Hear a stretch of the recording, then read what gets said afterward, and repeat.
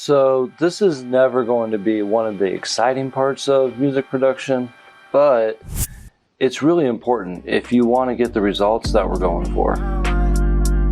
Forever by my side. If I die today,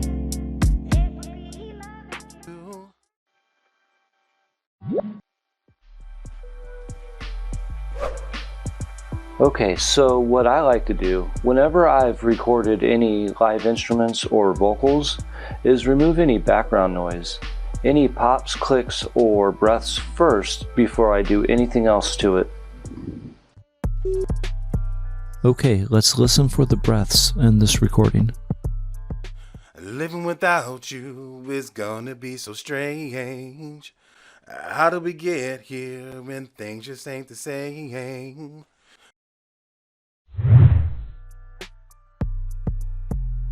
When editing your audio, it is important that you only remove the bits that you do not want. How did we get here when things just ain't the same? So be very intentional and careful with what you are removing. How did we get here? And I always like to put in a little bit of a fade at the beginning and at the end of each clip so that we avoid any unintentional pops or clicks. Living without you is Neglecting to remove background noise, pops, clicks, and breaths at this point in the process will come back to haunt you when you start mixing and you are compressing your vocals and live instruments, as all of these elements will also be brought up in the mix. Okay, so once you've gotten this far in the editing process, you should have a pretty good idea of what your lead instrument or your lead vocal is going to be and what your secondary and your third tracks are going to be that you're going to use to support the main track. You have my heart, but you don't want it. Not because I want you. Living without you is gonna be so strange. How do we get here? Supposed to be my wife, forever by my side. If I die today. So the deal with groove is you're going to take your primary track and you're going to use it as a sort of template for your supporting tracks. You're going to take, say, your lead vocal and you're going to use the transients of it to determine where you need to adjust the timing of your supporting tracks so that they fit the groove of that primary track. And, you know, it doesn't need to be exactly perfect, but they need to be nice and tight so that you can really feel the groove coming through the music. In this example, the top purple lane is the lead vocal, and it is the template and the guide for the groove of this track. When using stretch markers, there are several things to consider. The green diamonds in the waveform are transient guides. In order for a transient guide to be moved, you must convert it into a stretch marker by clicking on it. A great place to start looking at lining up your groove is at the beginning of words and at consonants. But also keep in mind, a lot of how we perceive groove is how we come out of notes and how we end phrases. So always be thoughtful and look at the overall length of words and phrases you are time stretching. And always keep in mind that if you are time stretching by more than just a little bit, that you're going to come up with a lot of artifacts, and you should probably consider re-recording.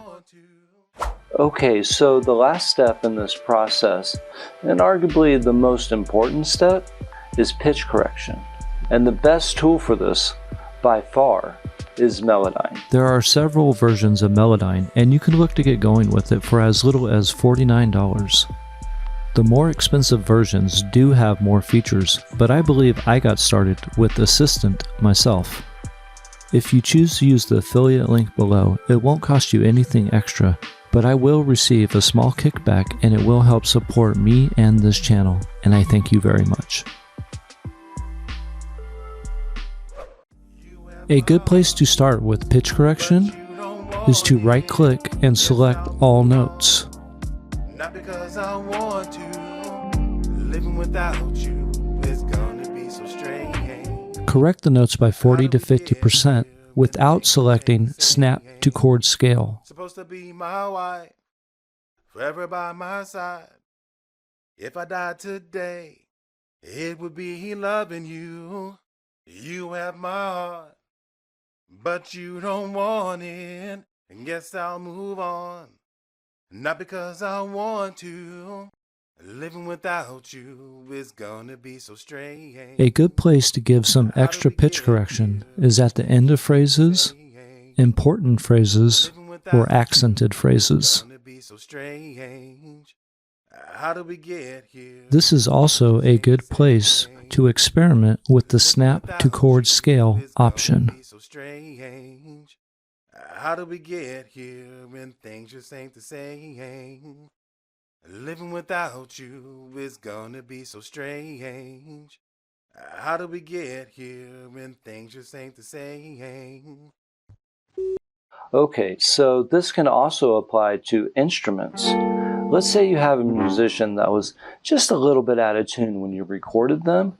Melodyne can do a lot to kind of get them back with the rest of the band. Or let's say that you're a vocalist or a singer.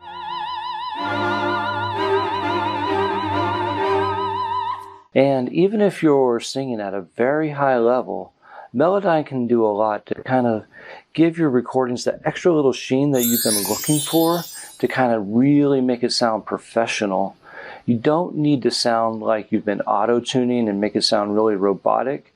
Melodyne can be very subtle and pretty much unnoticeable, but give you the extra little bit that you've really been looking for to get you where you want to be.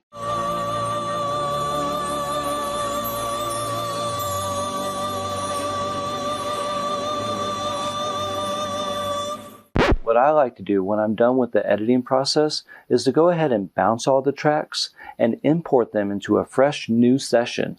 That way we're not overloading the CPU and bogging down the system with a bunch of plugins that we no longer need. And what we're really doing in essence is we're committing to these recordings and we're going to take it from there. I'll take it from here. You have my heart, but you don't want it. Guess I'll move Do on. me a favor. Go ahead and hit that like button. And then head on over to Instagram and go follow Ephraim. And remember, until I talk to you next time, treat all your people really well, because life is short. Have a good one. Forever by my side. If I died today, it would be loving you. You have my heart, but you don't want it. And guess I'll move on. Not because I want to. Living without you is gonna be so strange.